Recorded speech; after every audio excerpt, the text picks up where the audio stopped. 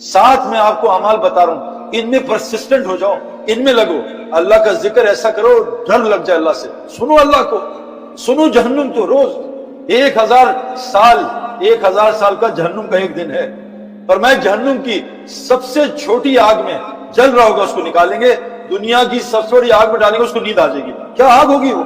التی تتلو علی الافئدہ، جہنم کی آگ سینوں میں گھسے گی، دل میں ذرا سا درد ہوتا ہے، میں نے لوگوں کو چیختے ہوئے دیکھا ہے، دل میں درد ہو گیا چیخیں مار رہے ہیں ادھر بیٹھ کے، کیا ہو دل میں؟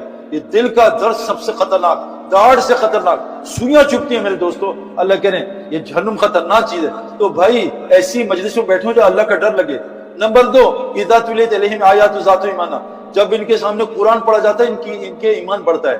تو یہ جو آج ذکر کی مجلس ہم لگا رہے ہیں، اس میں روز بیٹھو، نبی کو کہا میں آپ بھی 2 دفعہ بیٹھو، حضرت محمد صلی اللہ علیہ وسلم کو اللہ نے کہا اے اللہ کے رسول عبداللہ بن مسعود سے قرآن سنیں، اے اللہ کے رسول حضرت کعب سے قرآن سنیں، اللہ کے نبی نے کہا مجھے قرآن سناؤ، کہا اللہ کے رسول آپ پہ نازل ہوا ہے، کہا اللہ نے مجھے کہا سنوں، کہا ہمارا نام لیا ہے، کہا تمہارا نام لے کے کہا تم سے قرآن سنو۔ قرآن سننے سے ایمان بڑھتا ہے، لیکن کیسے؟ جب قرآن سمجھ میں آئے گا۔ ہمیں تو قرآن سن کے نیند آتی ہے، ہمیں تو اللہ معاف کرے، T20 میچ کتنے دیر کا ہوتا ہے؟ 4 گھنٹے کا، میں نے آج تک T20 کی میچ میں کسی کو جمائی نہیں دیکھی، ابھی تراویح آئیں گی دیکھنا جمائیوں کا کیا حال ہوا، تراویح شروع تو کرے امام، الف لام میم، پھر دیکھو کہاں پہنچے میں، کہاں تھے بھائی عالمون تعلمون کے علاوہ، مجھے تو کچھ سمجھ نہیں آتا یہ کیا وجہ ہے کہ 4 گھنٹے کی T20 جگاتی ہے، تراویح سلا دیتی ہے۔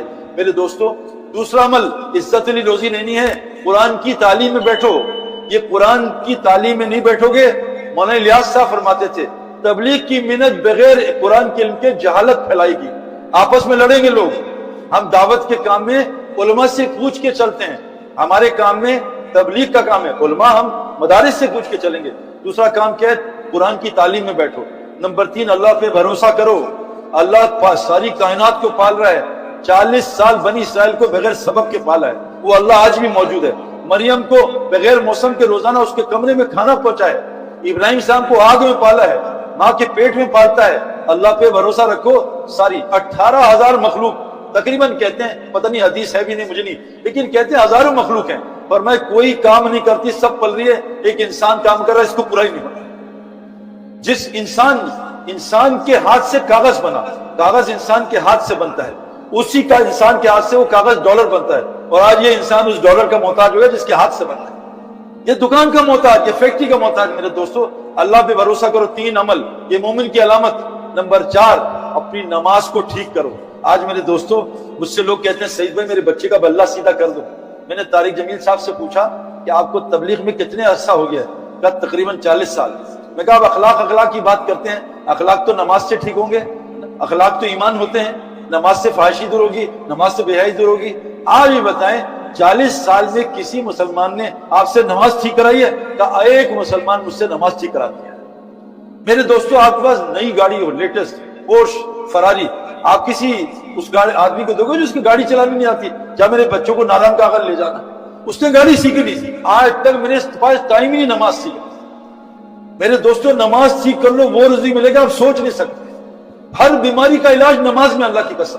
مجھے یہ سروائکل اسپونڈلائٹس مجھے ہوا تھا، امپائر سے ٹکرایا تھا، میں ایک عرب کے ساتھ بیٹھا ہوا تھا، وہ بخارا کا شیخ الحدیث، اس میں نے کہا یار تم نماز، مجھے اللہ کے نبی کی نماز، ہماری نماز ہی صحیح نہیں ہے، اللہ کے نبی کی نماز اس نے سکھائی۔ ہم تو پتہ نہیں ہاتھ یہاں آتے تھے، اب یہاں آگے ادھر، اب تو لوگ یہاں سے اللہ اکبر، پتہ نہیں رکوع بھی ہمارا آج کل رکوع بھی پتہ نہیں کتنا خطرناک کام ہے۔ اس شخص کی سب سے بڑا چور ہے جو نماز میں چوری کرے۔ میرے دوستو نماز ٹھیک کرو، روزی نماز کے ساتھ۔ اللہ نبی کو کہہ رہے ہیں گھر میں تنگی آئی ہے، وَأْمُرْ أَهْلَكَ بِالصَّلَاةِ وَاسْتَبِرْ عَلَيْهَا، اپنے متعلق اہل کو نماز قائم کراؤ، خود بھی نماز قائم کرو۔ لا نصر و رزق، ہم آپ سے روزی نہیں چاہتے، نماز میں روزی، رزق کریم، یہ خوار ذلت والی روزی۔ نمبر 5، اپنے مال کو صحیح جگہ خرچ کرو۔ جب مال کو شکر پہ خرچ کرو گے، شکر سے نعمت بڑھتی ہے۔ نماز کو کفر پہ خرچ کرو گے، حدیث میں آتا ہے بعض گناہ روزی تقدیر کی بند کر۔ آج ہمارا مال کہاں خرچ ہو رہا ہے؟ برا نہ ماننا بھائی، کھانوں پہ، کھانا کھائی جاؤ، کھانا۔ ہمارا مال خرچ ہو رہا ہے کپڑوں پہ، ہمارا مال خرچ ہو رہا ہے مکانوں پہ اور شادیوں پہ۔ 4 جگہ مال خرچ ہو رہا ہے۔ اللہ کے نبی نے چاروں جگہ سے نکال کے 4 جگہ خرچ کرایا، اللہ کا دین زندہ ہو جائے، پورا خرچ کرایا ابو بکر صدیق کا، حضرت خدیجہ کا پورا لگ گیا، اور مال خرچ کرایا دین سیکھنے سکھانے پہ، یہ تعمیروں پہ نہیں، دین سیکھنے سکھانے پہ۔ تیسرا مال خرچ کرایا مسکین غریبوں پہ 6 جگہوں پہ، ذوی القربى والیتامى والمساکین وابن السبیل والسائل وفی الرقاب، 6 جگہ مال خرچ کرایا، اور چوتھا آخری اپنی ذات پہ 3 جگہ مال خرچ کرنے کی کوئی حد نہیں ہے۔ اللہ کے راستے میں پورا لگا دو، ابو بکر صدیق کو سلام آیا، غریبوں میں پورا لگا دو اور اللہ کے دین سیکھنے میں پورا لگا دو، تو مال جو ہے صحیح جگہ خرچ کرو۔ یہ ہو گئے 5۔ دیکھو ذکر کی مجلسیں، قرآن کی تعلیم کے حلقے، یہ جو حدیث کی تعلیم ہے، قرآن کی تعلیم، اللہ پہ بھروسہ کر کے بیٹھو، اللہ رازق ہے۔ اللہ فرماتے ہیں ساری مخلوق کی روزی کس کے پاس ہے؟ وما من دابۃ فی الارض الا علی رزقها، اللہ کی ذمہ ہے۔ نمبر 4 توکل، نمبر 5 مال کو دیکھو، آپ سچ بتاؤ، جو مجھے جواب دے گا $1000 دوں گا، ورنہ $1000 لے لوں گا، 2000 واپس لوں گا۔ یہ بتاؤ آپ کے یہاں روزے کتنے فرض ہیں امریکہ میں؟ مجھے پتا نہیں، پہلی دفعہ رمضان میں آ رہا ہوں، 32 یا 33؟ بتاؤ بھائی، آپ کے یہاں تو روزہ آسان ہے زیادہ، 29 30 ہی ہے نا بھائی، کوئی بدلا تو نہیں ہے؟ اچھا آپ کے یہاں فجر میں 2 رکعت پڑھتے ہیں، مسجد بڑی خوب تو 4 تو نہیں پڑھتے، 2 ہی فرض ہے نا، پکی بات ہے 3 پڑھ لیں، اللہ کو شاید زیادہ پسند نہ ہو 2۔ یہ بتاؤ کمانا کتنا فرض ہے؟ کون بتائے گا؟ سچ بتانا، ورنہ $2000 کا ہے مسئلہ، اور LLPD اور NYPD میرے دوست بھی ہیں۔ بتاؤ بھائی کتنا کمانا فرض ہے مولوی صاحب؟ تو نہ ان سے پوچھ لینا، بعد میں یہ بتا دیں گے کتنا، نہیں پتہ ہی نہیں کتنا کمانا فرض ہے بھائی۔ کہتے کمانا بھی تو فرض ہے، بغیر باؤنڈری کے تو کرکٹ بھی نہیں ہوتی، بھاگی جاؤ 100 رن لے لو، بغیر باؤنڈری کے تو ٹینس بھی نہیں ہوتی، بغیر باؤنڈری کے تو NBA NFL بھی نہیں ہوتی۔ ہماری کمائی کی کوئی باؤنڈری، کمائی جاؤ، کتنی کمائی کرنی بھائی۔ اچھا یہ بتاؤ فرض فجر کب پڑھنی ہے؟ صبح یا رات کو؟ صبح۔ روزے کب رکھنے؟ عید کے دن پہ؟ نہیں بھائی عید کے دن روزہ نہیں رکھنا۔ یہ بتاؤ کب کمانا فرض ہے؟ کسی سے پوچھا ہے؟ پتہ ہی نہیں کب کمانا فرض ہے۔ حاجی کے لیے عرفات میں مغرب پڑھنا فرض نہیں ہے، غلط ہے۔ زوال کے وقت میں سجدہ غلط ہے۔ قرآن کی تلاوت کر رہا، افضل ترین ذکر، اقامت شروع کی، قرآن پڑھنا غلط ہے۔ اگر آفس میں نوکری کر رہا ہے اور کسی کے انڈر ہے اور اس کی اجازت کے بغیر قرآن پڑھ رہا ہے، غلط کر رہا ہے۔ اس کی اجازت کے بغیر نفل پڑھ رہا ہے، غلط کر رہا ہے۔ میں نہیں، یہ مفتی حضرات کیا میرے دوستوں نے پتہ ہی نہیں کرایا کتنا لگے ہوئے اور کسی کو پورا ہی نہیں پتا۔ تو 5 کام ہو گئے میرے رزق کریم کے 5 کام کیا ہیں بھائی؟ دوبارہ یاد کر لو۔ ذکر، اللہ کا ذکر، ایک تسبیح سبحان اللہ بحمدہ سبحان اللہ استغفر اللہ، فجر کی سنت اور فرض میں کرو، سارے روزی کا مسئلہ حل ہو جائے۔